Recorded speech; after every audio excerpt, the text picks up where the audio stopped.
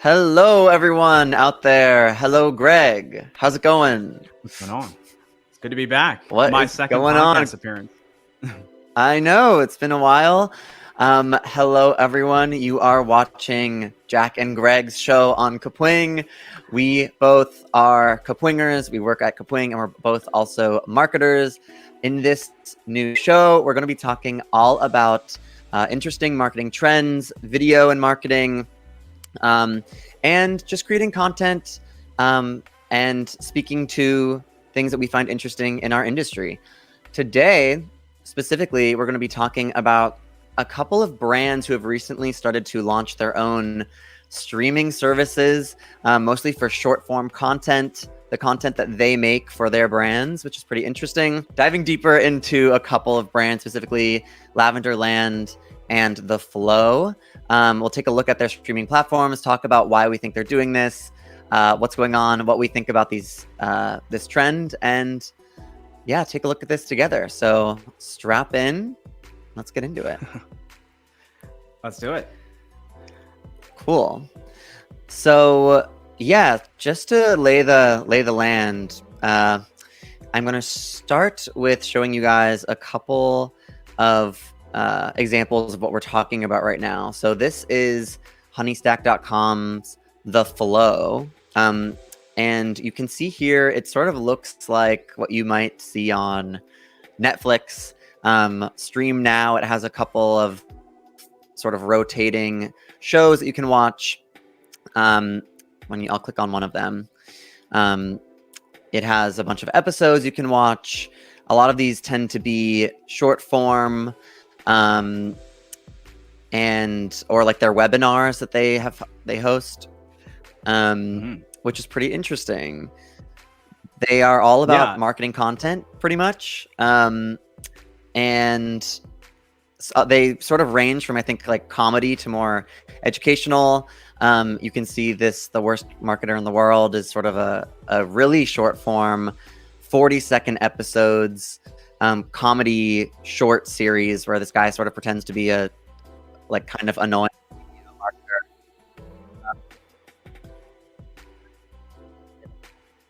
That comes out every week, an episodic format you can keep coming back to and come back to their website for, which is pretty interesting. Yeah, would love to hear about what you think about all this, Greg. Yeah. So I'll start with first, how was this brought to my attention? So there's definitely been a lot of discussion on places like LinkedIn, especially within content marketing and sort of organic growth kind of communities about projects like this. These two have definitely, Lavender Land and The Flow, have definitely garnered a lot of attention recently. And I think it's the way that they were sort of positioned. And I think it's also sort of a renewed interest in this, can software companies or companies that sell business products, sort of run an internal media company inside of their marketing team, and what are the pros and cons of that. So I think that these two examples really sort of brought that discussion back into the fold, and kind of has a lot of people wondering about where video marketing, where content marketing are going to head from here. And actually, to be pointed, although I love these examples, sort of is this a feasible approach? Is this a good approach? Is this something that people should actually copy or pursue or try on their own terms? Or is this something that's just going to kind of fizzle out by next quarter? And so I think to start, the high level, like you said, Jack, these are sort of being presented and launched as streaming hubs or streaming platforms for professionals. So in the case of Lavender Land, it's more for sales professionals. For HockeyStack, it's more targeting professional marketers. And what I've seen most of these teams doing is they're taking, like you said, short form content that they're kind of publishing natively around the platforms that they invest in, and bringing it back and kind of consolidating it here. And I think that there's a couple reasons that they're doing this. I mean, the first is that if you invest in, really strong sort of serial or kind of proprietary, individual IP, basically a show type, a show style, even if it's not really high production value and it's kind of simple, and people like it on social, it instantly sort of vanishes into the ether after it gets that initial traction, Right. right? Right. But if you have a great show series, or if you have a great concept that seems to like really resonate with people, and especially seems to speak to people that you're trying to sell to, like you should have a way for them to discover it again. Like, how are all these sort of like future customers, future prospects going to find this stuff after it's sort of Yeah. had its time in the sun? And so I think like I mean, you can even I look think here, look at this. You can see the TikTok watermark on this one. Like, it's straight yeah. up just taking the content they made for other platforms and trying to demand more attention with it, probably from, on their website or from customers or things like that, which is pretty interesting. Yes. And I'm definitely compelled to click on content marketers be like, I have to know how I'm being mocked in this video. No, but I think like what's really interesting is like this itself, I think, is more this sort of like investment in a streaming hub or sort of a video first kind of resource hub is not really like a trend in itself. I actually think it's a response to a couple of other kind of trends happening in the backdrop. And I think one of the first, I mean, one of the ones that we just sort of briefly touched on is like brands are investing a lot more in short form video. So you end up with these short form videos that are quite short, but a lot of time and thought and care was still put into these videos. And just because they're short doesn't mean they're throwaway. And so you have these sort of like marketing artifacts, these sort of things you've created over months and years. And it's kind of like, well, how do you give them a longer shelf life? And it seems like one possible answer here is have a sort of streaming hub that people can kind of revisit the best of for all of this kind of like video content you're producing like all around the web here. And I think, people have to we have to set the right expectation for those listening. And these companies are setting, I think, good expectations with their customers, which I'll get into here. But this is obviously not like Netflix grade production values or anything like that. These are startups. And so rightfully smartly, I think they're betting more sort of on like the quality of the content and how informative and entertaining and educating it is, versus it being some sort of high production value, like a true sort of like film or something like that. There are exceptions. I think there are like a few sort of like high fidelity kind of like commercials or campaigns or ads kind of interspersed here. But a lot of this stuff, as you see, I think that you probably couldn't have pulled up a better example. This one is fascinating. This one is fascinating to me. Seems to be like trying to teach people about LinkedIn and talking about marketing while playing like GTA or whatever, or like Cyberpunk. Like, that is so funny to me. Yeah, but it's interesting. It's like, why not speak to marketers like real people instead of just like Sims who only work and only live to work. It's interesting. Yeah, and it absolutely mirrors, I think, to like if you're not sort of in sort of the streaming world, you would be surprised, I think, as to like how many streamers just have something on stream kind of as like a backdrop, where like the actual stream really is sort of a free form podcast, and then the backdrop is just like something to look at, something visually engaging. So many people do this, but like brands, I think, have always been a bit too gun shy, like a bit too afraid of like how this comes across. So I always respect people willing to try something different, and this is definitely, I think, an example of that. Yeah, I mean, hey, if we want to pay me to game, I'll do it. We're getting ideas here. Yeah, I think it's really interesting because, like you were talking about, I think the most important thing is, and I feel this so much, is like sometimes you pour your heart into like these videos that you're making, and like at their best, sure, like on TikTok maybe they'll go viral or whatever, and they'll get like 3 days of action, right? And you'll be like, oh, awesome, I really like turned it out for this, but then like there's nothing there. And then at their worst, you poured like a ton of effort into it and it goes nowhere, and then no one's ever going to see it again. And so like this sort of takes the repurposing flow even further, which is like something that obviously I think all marketers are like in on at this point, is like, how can you make your video content stretch further? Firstly, you make it long form and you post it in short form, and then now it's like you can maybe even host it somewhere that can maybe be a place for your customers or prospective customers to check out. I think it's definitely an interesting idea. I do question, admittedly, whether it will actually be impactful.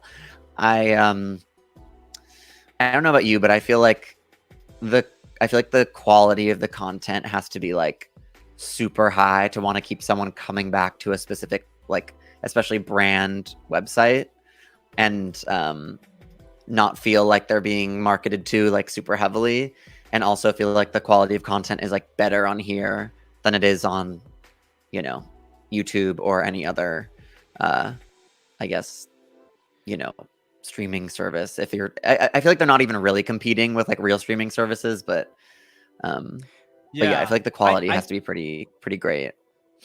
Yeah, I think like that has always been a point of contention around this discussion of like brands should be media companies, right? I mean, Right. one point I won't stay on too long, but I think is kind of an interesting it's an interesting comment. It's like, number one is like media companies themselves have been struggling quite a bit, whereas like business software not as much. So the fact that like a relatively like strong vertical would want to be like another vertical that's having a lot of issues already raises kind of flags to me, right? Like media companies are kind of having a hard time of it. So no, I think like you really have to kind of decouple of like, they're not trying to be media companies like literally. They're trying to sort of gain the same, benefit. I think that they're trying to sort of like take what media companies do well, which is like building familiarity and reach, and trying to pair it with obviously like both of these companies sell software products, business software products, that are just much easier to sort of like monetize. That's kind of the 101 of this. I also think the other thing you have to consider is like, I think it probably is a pretty tough uphill battle, possibly a futile battle to turn these places into destinations in and of themselves, where people are sort of like refreshing the homepage. Okay, yeah. No, sorry, I guess no way. You and I, sorry, but yeah. You and I are placing our chips down on like, that's probably not what will ultimately happen here. But I think if you pair this with like, again, like what sort of like prompted this to get created in the first place is just both of these companies are also investing heavily in what a lot of folks are kind of calling just like dark social, or they sort of really believe in social's ability to create and drive demand for their products. And so they're willing to invest in videos going up on these native platforms and getting the reach that they get. And then this sort of effort is just more so like, again, how do we curate? How do we, for the people that really love our stuff, how do we give them a way to access it all at once or go through the whole series? So I really don't think it's meant to be this sort of like, this destination that pulls people in. I think like they're still going to get the visibility and most of the views and most of the brand impressions and all of that great stuff through publishing like natively, like where their customers already are. So LinkedIn, TikTok, Instagram video, all of that. And this is just more of a, like, it's an add-on. It's like, it's a way to kind of pull you back into the brand's like website and closer to the brand ecosystem, because you've already seen this content elsewhere, versus people kind of passing on these links or this becoming some sort of big subscriber destination. I don't want to speak for these teams. Maybe they have grander plans and a roadmap that I just can't see quite yet. But I think like the most obvious, like immediate value is just strictly that. Like you'll probably still see all these videos go to social first, and then this becomes a place where you can kind of get it all at once, Yeah. Yeah, absolutely. I think that's probably exactly right. I think, yeah, I mean, it seems like, I guess the question becomes like, why not? It seems like both of these companies are making like tons of content. And so at a certain point, it's like, yeah, why don't we just package it all together? And I could see it being like an interesting thing, like to, especially for maybe even in the sales pipeline, if you have leads and you're trying to warm them up, and you can send that content that maybe is about your platform, or just to send it to show them that you're like a cool young company. I kind of get that. I kind of get that reasoning. Yeah, so I think I think a lot of, teams that they see these efforts, they get the wrong impression. They get the sense that like they have to become a sort of destination where, their ICP, marketing managers, sales managers are sort of coming back and refreshing these pages over and over. That's not really what I think this is about. I think that there is a sort of, again, another sort of driver that's encouraging teams to experiment here. And again, I think it comes back. I think really, like, if you were to trace it back all the way, the root cause is just like so much more investment in video is happening that companies are finding themselves with this sort of archive of video in the same way companies used to have, massive, and still do, massive archives of like blog posts and articles and white papers and webinars and all this other sort of stuff. So I think it's worth getting into that just a bit, because like that's really why I think these companies found themselves in the position to launch projects like this. And so when I think about like what is changing here, like what is the underlying cause? Like why is video being so heavily invested in? Why are people so bullish on video? I think about a couple of different things kind of going on. The first, honestly, is just like the way people sort of research and discover products has opened up quite a bit, especially in the past few years. When you say like, I'm looking into a product and I'm going to search for information about it, that used to strictly mean Google. Like that used to basically only mean Google or some sort of search engine. And in a traditional Reddit. sense, like First Google, then Reddit. Yeah. that's a great example of like, and then you have these changes in behavior. One of which, honestly, is people just appending Reddit to all of their searches to get into like community results rather than Google's sort of like list of, very SEO sort of heavily optimized like pages that marketers are putting up, right? But there's other ways that people are trying to like circumvent the sort of marketer curated or marketer pushed organic results. And then that is just, they're just going to other platforms, and they're going to like video first platforms in a lot of cases. YouTube had kind of given everybody, I think, a glimpse of like where things were headed here. Like when people started to notice how much of YouTube's traffic was actually driven by people searching in the search bar, and just like comparing the volumes of like how many people search that per month in Google versus YouTube, and seeing, hey, it's not actually that far off. And for some topics, people actually default seemingly to YouTube first because they want to see a video. They don't want to find a page that maybe has a video. They want to see someone talk about it on video. But I think you'll also see like platforms like TikTok. I mean, for a lot of consumer topics, again, like maybe it's a stereotype, but I definitely notice this, especially with like younger people. Search means like I go to TikTok and I search for short form to see who was talking about this, because, well, one, maybe TikTok is just the platform I'm most like comfortable with. It's kind of what I see as like my default way to discover things.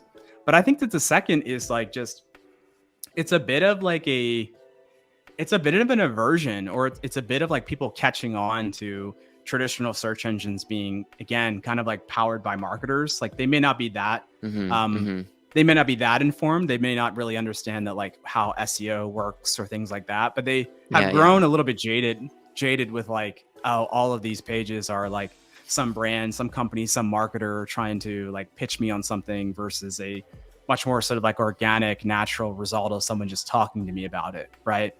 I think you have that as a major reason, as like, the way people search and discover is starting to bias more and more toward video. And even Google's own results, even if you're talking about a traditional search engine, like how many results nowadays have the video section either within like the top 7 to 5, or like in some cases, again, if you run like tutorial based searches, it's just strictly a video. It's almost always a YouTube video. I mean, surprise. But, Obviously. But it's sometimes just like Google prioritizes a video over an actual web page. So I think you need to kind of like, I think we need to trace it all the way back to that to understand like how did companies find themselves in the position to have so much video that a streaming platform, a streaming hub, a multimedia hub, right? Like whatever you want to call it, like makes sense. Like how do they end up with so much video that makes sense to do? And I think it's like when you trace it all the way back, it's just like more and more people are discovering things through video, and there's more channels that are prioritizing it, you know? Yeah, absolutely. I mean, yeah, I'm definitely, a Reddit searcher. When I put it in Google, I always put in Reddit. Like, for instance, right now, I'm like making a large financial decision right now, and like every time I, just Google regularly, it's always these brands that pop up, and at the end they're like, and use our product, and I'm like, oh my god, Yeah. stop. But yeah, you like just trust sort of your local next door digital neighbor, I think, more than you generally trust brands. And of course that means brands are then going to try to become your local digital neighbor. But yeah, I mean, I think also like with TikTok now, they're also pushing, I feel like, search a lot more. Like you will see on TikTok like related searches under video. Like when you're watching a video, it'll be a little thing at the bottom say like people are also watching this term, and then you can like click that, and then it takes you to a new thing on search, which is pretty interesting. So they're like really pushing video search as well. So, and yeah, I feel like more and more like now the, in a way, the new like sort of funny, cringy thing that marketers you can always sort of make fun of are like everyone's making videos about video SEO now, and TikTok SEO and Instagram SEO now, and it's like because everyone's catching on, like content is everything. But we'll eventually burn that channel too, I'm sure. I'm like sure wherever marketing goes, a little bit of jadedness follows, and then we discover a new place, and it repeats, forever. I also think too, like another adjacent reason, I guess, like that you see so much investment in, again, like these like less direct response, less measurable, more sort of like focused on like engagement kind of content campaigns, is this other sort of trend that's kind of happening in marketing right now, which is people beginning to question the sort of old way, or the kind of like historic way that we've measured digital marketing. And someone I think deserves a lot of credit for being kind of like the mouthpiece for this, or just like a big champion of this, who's kind of challenged a lot of, I think a lot of ways people used to view this topic, is Chris Walker, who runs an agency called Refine Labs. So certainly a lot of people have talked about this. It's not just him, but I just do want to give a shout out as someone, as someone who I think talks about this a lot and has brought this to light. And so a big, or I guess like a concrete example of what I mean here is like the way that we traditionally measured digital marketing was through like attribution and analytics platforms, right? It tells you, I mean, they tell you what people are doing on your website. I know most of us nowadays, like we can't even imagine a world without that. But when that first became a possibility, it was sort of like mind blowing, right? Because never before had things been so like trackable. Like, oh my gosh, I can actually like follow someone's journey across every page on my website, and even in some cases, like when they're going offsite to other platforms that have like a tight kind of ecosystem, that's also, again, like being kind of, putting it bluntly, like tracking their behavior, like following their behavior, right? So a lot of different like privacy stuff, that's outside of the realm of discussion here, but basically marketing became more trackable than ever. But the problem seems to be, or the problem that a lot of people are shining like a light on, is that the way that attribution software kind of, ends up tracking people, it gives like way, way, way too much credit to stuff that's like closer to the finish line. So if you think of marketing as kind of this like relay race, where there's a first touch point, the person that starts the race, and then there's the person that crosses the finish line, attribution software has always been better at tracking like right at the tail end of the race, like right when someone's on the pricing page, or finally inputs their information for a demo, or runs the search to get to your website. But if you actually go back and then like ask people, so if you have, for instance, Kapwing has this, when you sign up for Kapwing or Kapwing Pro or our Teams account, we ask you like, where did you first hear of us? Like what kind of brought you to us initially? And when companies have been kind of comparing, like, hey, our analytics software says like 80% of our customers come from, search or our paid ads. When you actually ask customers, hey, when was the first time you ever even heard our name? Like, what kind of prompted you to seek us out? A lot more credit is given to social media. And so, like Chris and his team, for instance, at Refined Labs, they've kind of run a study here. Yes, here's kind of the results. This is based off, I'm assuming, like, CRM data or data that they have from their clients or some sort of source that they trust. And as you can kind of see the breakout here, I know this chart's a bit small. We can share it in the show notes, but I think this is like a reasonable sort of example of like what a lot of companies probably see, which is like all the really measurable, attributable, you can track the clicks kind of channels, like organic search, again, paid ads, probably another big one. They're sort of get outsized representation, right? And attribution is like, it's a complicated thing. Again, it's a little bit too tangled to get like to go really, really deep on in this conversation. But a really simple, approachable way to think about it is like, if you were to think about, your wife or your partner, your husband, like what kind of led you to, like what can you credit in terms of you two being together?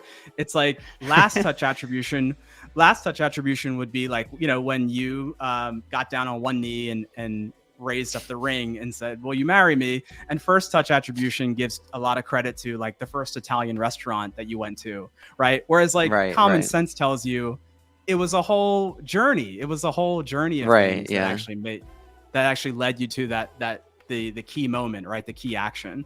And so again, a lot of these platforms, they give just like way too much credit to a single event in the marketing journey, often closer to the finish line. And as data here shows, when you ask people just like purely, when was the first time that you ever heard of us, that you ever, sought us out, that you ran the branded search, that you went to your toolbar and typed in Kapwing, a lot more credit probably should be given to content efforts that are, harder to track, more about engagement, and that are living off site. So video ends up showing up here in a huge way. I mean, you have this listed on this chart as social media and podcast, but I think as we both know, what that really means nowadays is like video. Like that's just video listed twice, in my opinion. Like because most of the social media you're creating is going to be video first, and like every podcast needs to be a video podcast. So I think you find like, I think this is important to talk about because then this is another driver. This is another sort of like inciting incident as to like why are brands like investing so much in video and so confident that they're willing to build a streaming platform.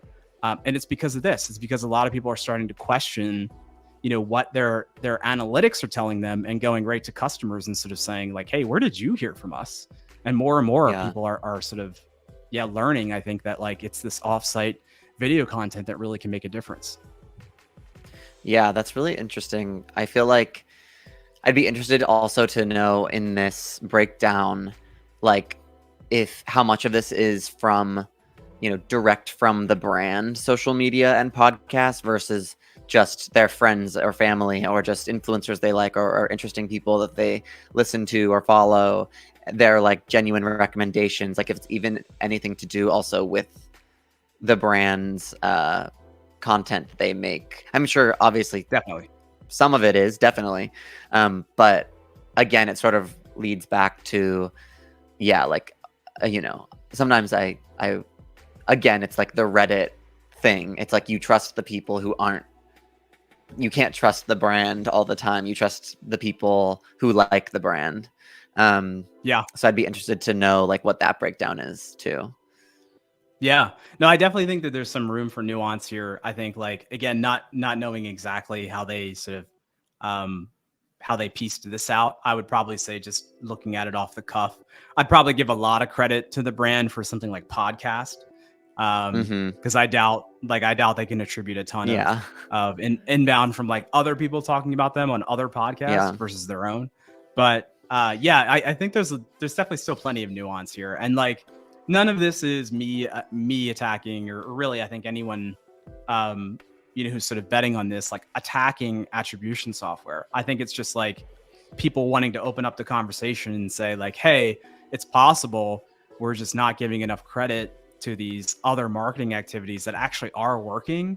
And we've just been sort of like measuring things in a one size fits all way. And then it's leaving out the full picture. It's not giving us the full picture of what's really working, Yeah, no, definitely is very fascinating. I also don't think that necessarily, like, even if it were not the brand that was making this happen, like with their own content, I don't think that's like a negative thing either. Like that's a part of, then again, that might, like, you see this community part is only like 3% even in the self-attributed part, but like that could be more if it's based on content from the community. It's like really hard, I feel like, to attribute even in self-reported, any specifics, which is fascinating. Yeah, absolutely. And it's like, it's the classic sort of tension with attribution of like, you definitely should measure everything you can, but you have to always look at this stuff with like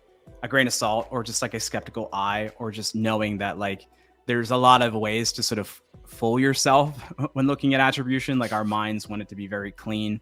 That's why I love that. Again, I love that a data scientist at Shopify was the first person to tell me about that example of like tracing this sort of attribution journey, so to speak, towards like a marriage proposal. And it's just really funny to think about like how messy that is, where it's like our vacation to Bermuda, I'm going to accredit 30% of that. Like it's just so ridiculous to talk about with something personal. And then you realize it's like kind of sort of equally ridiculous to talk about that from a marketing perspective, but we try to do it anyway because we just want to figure out like, which channel to give credit to and where to put more money and time investment. So it's something we should all kind of watch with a skeptical eye. And if you ask your own customers, like, hey, where did you kind of first hear of us? You may end up being surprised too. I think a lot of brands are right now. Absolutely.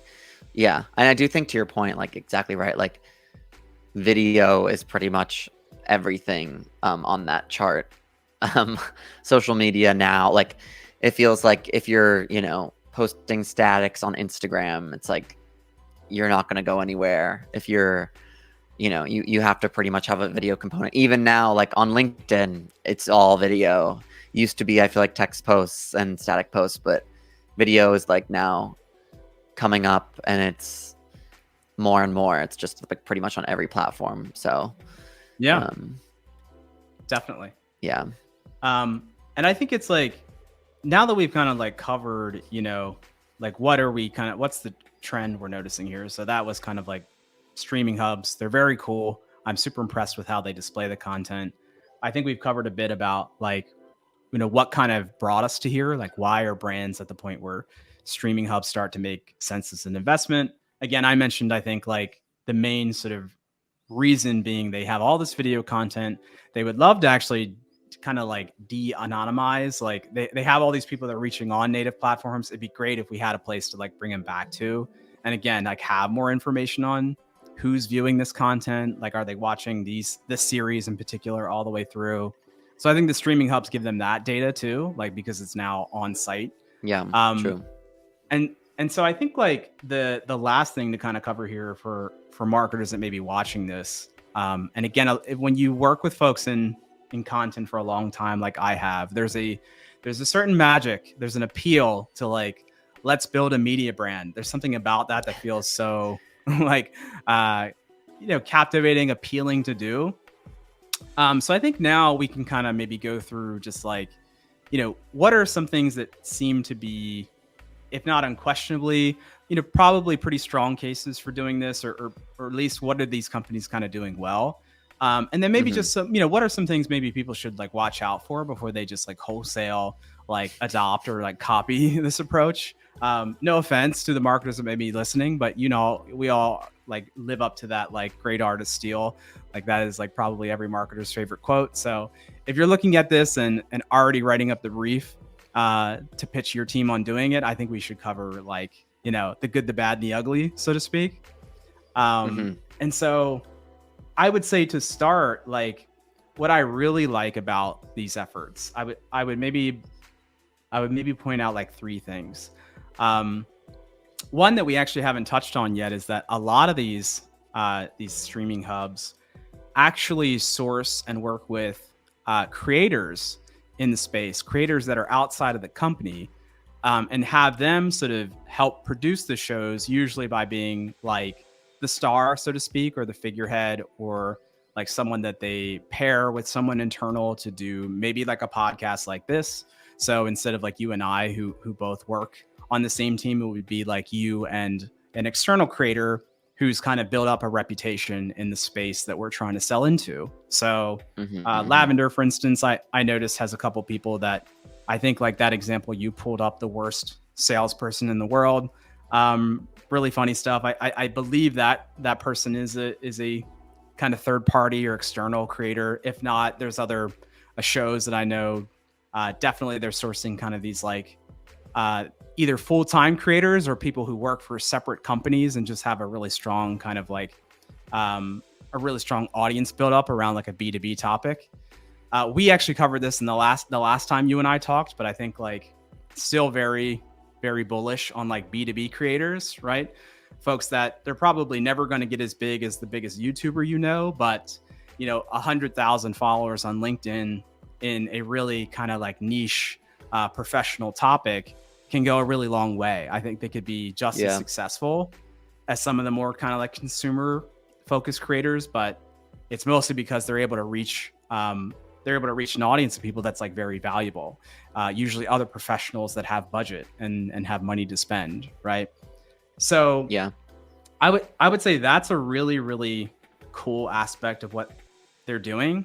I think the other thing that I like to see actually is that they're not betting all their chips on like super high fidelity production. I think at the stage that a lot of the companies that are sort of more willing to experiment with this, like where they're at is kind of in like what I would call them a startup. Like they've probably raised some funding, but likely don't have a ton of money to burn on like paid marketing. It's probably one reason that they're really like incentivized to do this is they don't have sort of like tens of millions of dollars to burn on like paid search or something.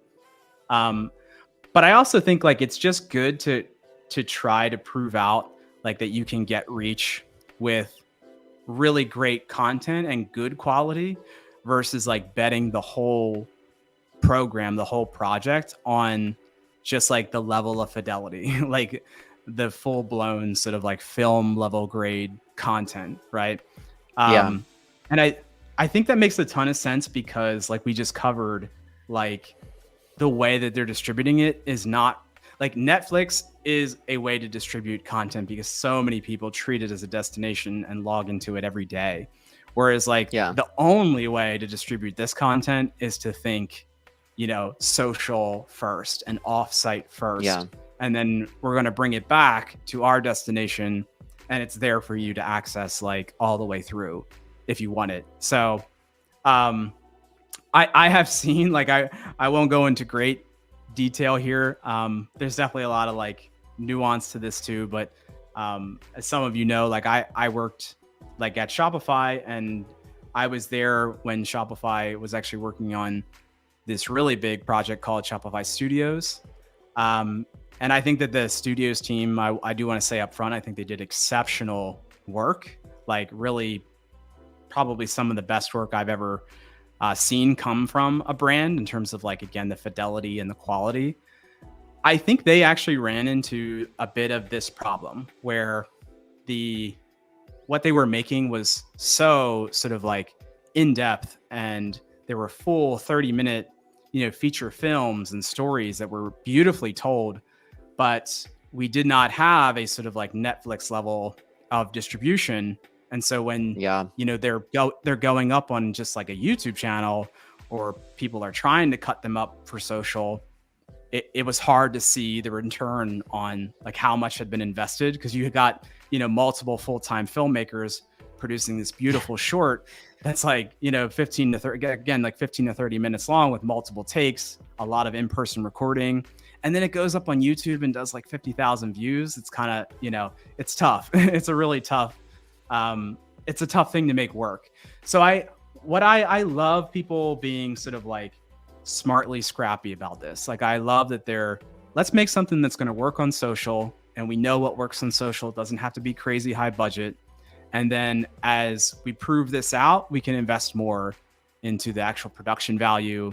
And as we build up, these hubs as more of like kind of destinations, like they probably can build up repeat visitors pretty well. Yeah. And as those places kind of become ways to distribute content, like a big email list, or they have a lot of recurring daily sessions, they can probably up their production game. But I personally think, like, for those of you that go check these things out and you see like Twitch streams and like phone recordings and like videos ported from TikTok, and you're kind of like, you think, maybe they're overselling the streaming hub idea. Maybe marketers love our $10 words. We love to like find a polished way to position something, but I think they're doing it the right way. I think if they were to do it, if they were to go quality first, they might run into kind of trouble getting like good ROI based off of like how much effort and time and money it takes to produce really great like film and stuff like that.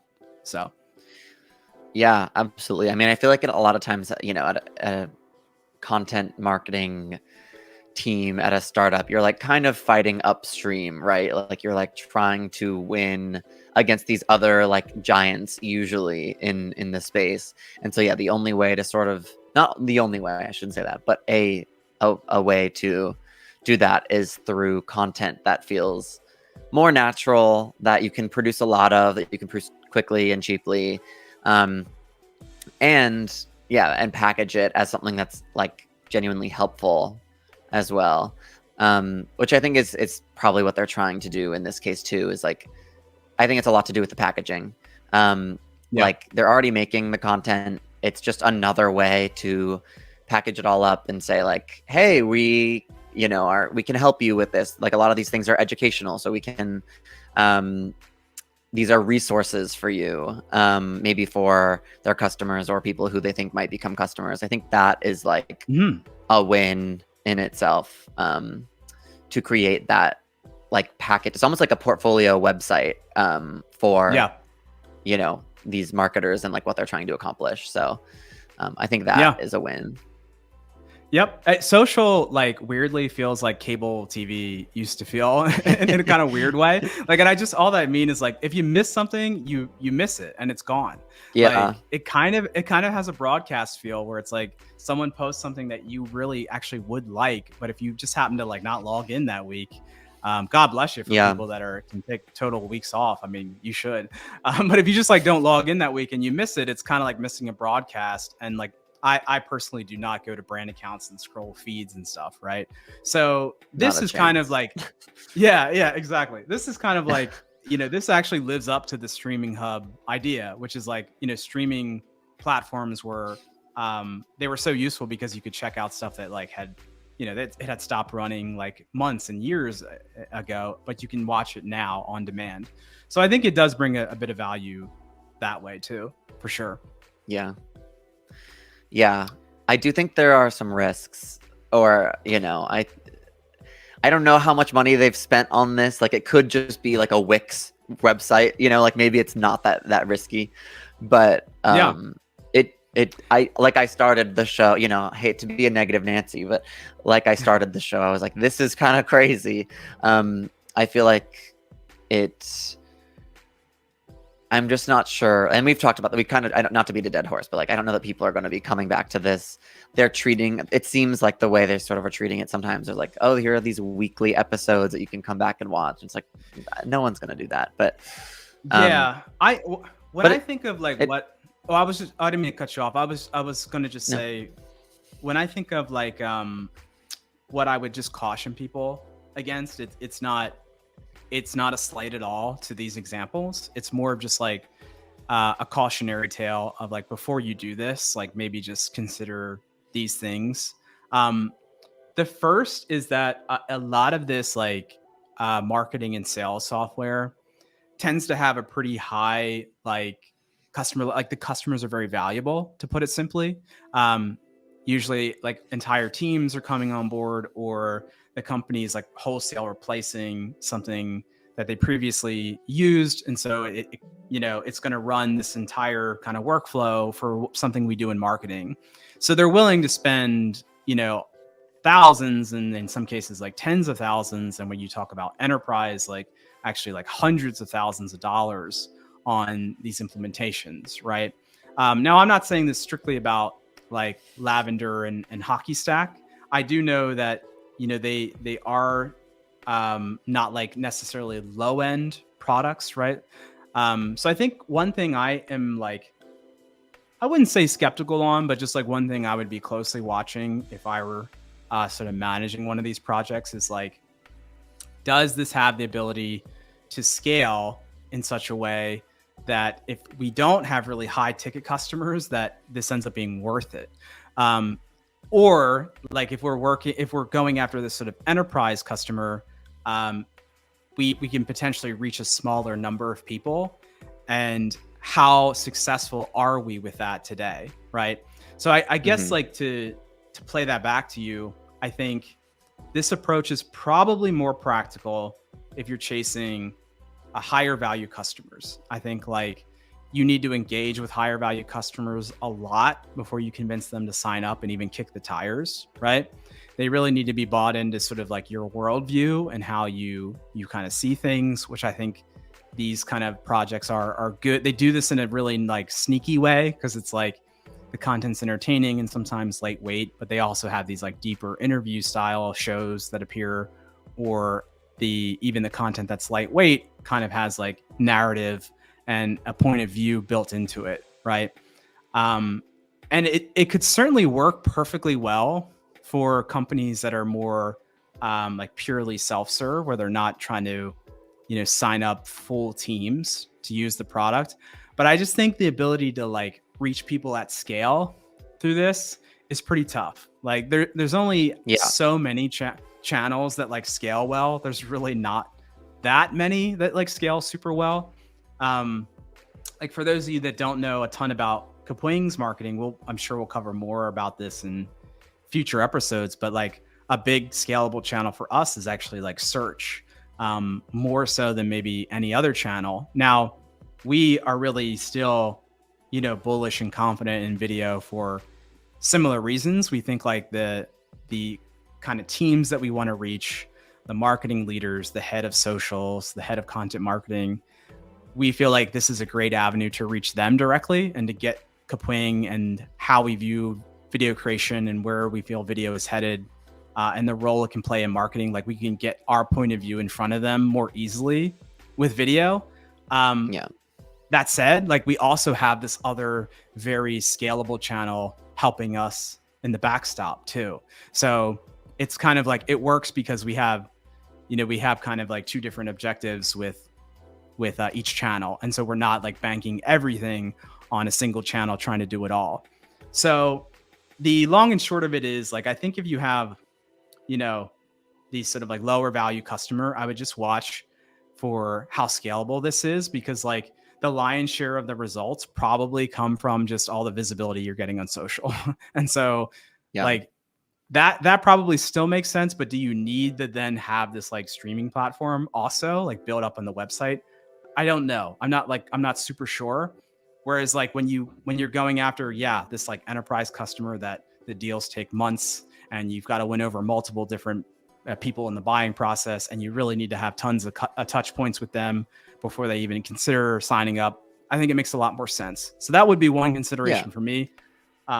If people have opposing points of view, I would very much be open to it, but that's where I kind of start in terms of like, hey, how do we evaluate if this is the right thing for us to do? Yeah, absolutely. I think when you're, chasing after these like really large accounts, you need to impress them in many different ways. And it's impressive to have these streaming platforms. I think maybe that's like ultimately the best part, right? Is like, whoa, this is, they take themselves very seriously in a way. And they make content and they like want us to see it. And I think that is impressive. And I think that's important. But I think like if you're going after, like individual consumers and they're going to be spending, $10 on your product once for 1 month just to do like one task, like maybe it's not, Yeah. if it costs a lot of money to upkeep this streaming service, it's like probably not the right Yeah. fit. Yeah. The relationship between a company and a business customer is just totally different. Like, the consumer side, it's more maybe about like values, like sustainable brands. Like I connect really with sustainable brands, and so I will look for that when I'm buying sort of a consumer product. But for business products, like I need to be bought in that like the people steering the ship at this company know where things are headed, because I don't want to use a tool Hmm. that's going to like leave me behind. Like, so if I don't feel like the company that's building an analytics platform, you know, understands or relates to all the things that we just talked about here on this show, and doesn't share that point of view, and they kind of think about analytics in an old way, I'm way more hesitant to like sign up and use that, because I'm like, we don't agree on where like our profession is headed. We don't agree on where this discipline is headed, and so on. So I think like you hear the term like thought leadership brought up so much. I mean, really, it's just like one of the biggest values is like you have a shared point of view with the customer, either by like the customer already had the point of view and they see that you get it, and they look at your company and see through your content like, oh, that team, they get it, like that's a Yeah. team that's going to go where the puck is headed. Or like obviously the other way is like your prospect customer, whoever comes in, they don't really have a strong opinion, and then you're able to get them to see your point of view, and now your product Hmm. makes like so much more sense, because it's like, oh, like you kind of open my eyes to this. I totally get why that matters. I'm sold on your point of view before I'm sold on the product, right? Yeah. And I just think for, like we covered, I think for the self-serve products where it's easy to sign up and sort of easy to use just by yourself, and you don't really need to pitch your team on it, the ability to scale this might be more of a challenge versus like if you just need to reach a smaller segment of high value customers, I think. Yeah. Completely agree. Yeah. So I think like that is kind of the long and short of it. Like that's what we have seen so far with this trend. I think it's really interesting. I do want to say again that like the two examples we brought up, like I'm always super impressed with marketers willing to do something different. I'm always super impressed with people sort of leading the way in a new experiment. It actually takes guts. It takes courage to sort of try something that is not a well-trodden path, like that a ton of other marketers before you have done. And in this case, I think it's also important to call out that this isn't the sort of full-blown media approach that lots of people sort of use the same old examples about. Like I very much admire the HubSpot team and their acquisition of The Hustle, and these like grander sort of efforts that I think get the lion's share of the attention. But I'm super excited to see startups and companies who are working with like fewer resources, take this approach and still produce like really great quality, like good enough fidelity video content, and organize it in such a way that like it makes a ton of sense for their customer. It makes a ton of sense for people who like really actually do want to watch all that they produce or watch series all the way through. And this is like, I think the long and short of it is like, this is one to watch. Like this is an interesting trend to watch. Yeah. I wouldn't be so bold as to say every company should be, throwing away their old content strategy and placing all their chips on building a streaming platform like today. But I think, video moves fast. Like this is one that could sneak up on all of us, and this could be a really effective approach for some companies. It's one to really consider, I think.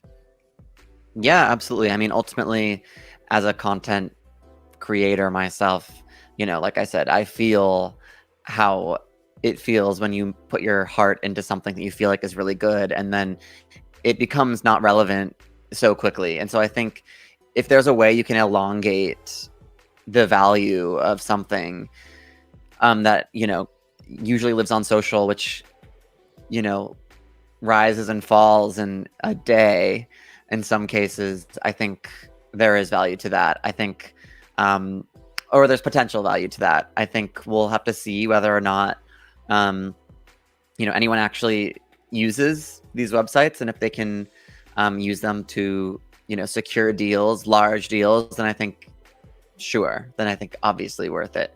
I think, but yeah, I mean, just from the employee side, I imagine it would make you feel good to have your work also live somewhere forever that anyone can see. So I think good on them. Yeah, absolutely. And anything that kind of, like I said, anything that challenges the status quo or shakes up people's perceptions of like what content marketing should be, I think is a good thing. Even if it doesn't work out, to all of like these companies' wildest dreams, I think it still prompts really interesting discussions of like what kind of content can we make that actually is effective. It doesn't have to be this sort of like blase cut and dry SEO first blog posts. Like there's a lot of different formats and styles we can try. And so I'm glad, if nothing else, that this like shakes the tree a little bit and brings that back into the conversation for sure. Yeah, absolutely. Awesome. Well, thank you all for watching. Hope you guys will come back next time. We'll be doing this every week.